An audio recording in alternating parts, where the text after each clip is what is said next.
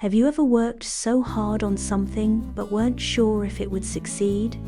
What if your idea was so different that it could either be a huge success or a total disaster? Tell us in the comments if you've ever taken a big risk on a school project. Mrs. Foster stood at the front of the class. For your history project, I want something unique. The most impressive project will earn extra credit.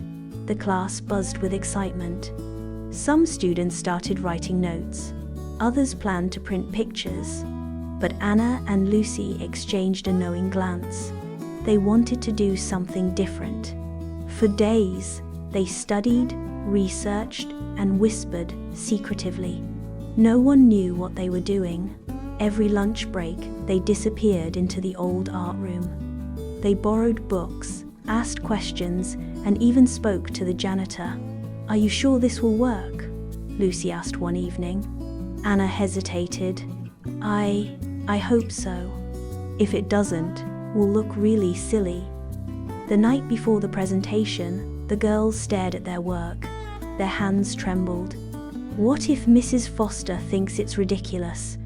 Lucy asked. Anna bit her lip. "We have to try."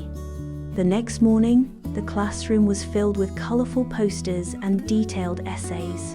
But Anna and Lucy stood nervously with a big cardboard box covered in a black cloth. Mrs. Foster called students one by one.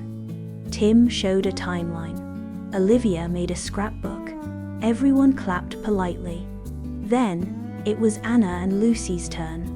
They stepped forward and pulled off the cloth. A small, handcrafted replica of their town from 100 years ago stood before them. Tiny houses, streets, and even moving figures. Gasps filled the room. Mrs. Foster's eyes widened. "Is this a model of Elmwood in the past?" Anna nodded. "Yes, but it's not just a model." She pressed a small button. Suddenly, tiny speakers played the voices of people from the past, stories they had recorded from old letters, books, and interviews with elders. Then, a tiny train moved along a track, and a small light flickered in an old lantern. The class sat in stunned silence.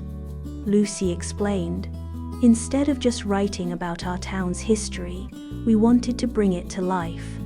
We built this from old materials, researched real stories, and used simple mechanics to make it interactive." Mrs. Foster blinked, then smiled.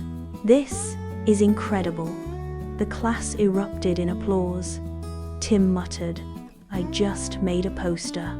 Anna and Lucy looked at each other, their fear melting into excitement. Their risk had paid off. Mrs. Foster grinned. "Extra credit? Oh, you deserve much more than that. If you had to make a unique school project, what would you do? Let us know in the comments. And don't forget to like, share, and subscribe for more thrilling and emotional stories.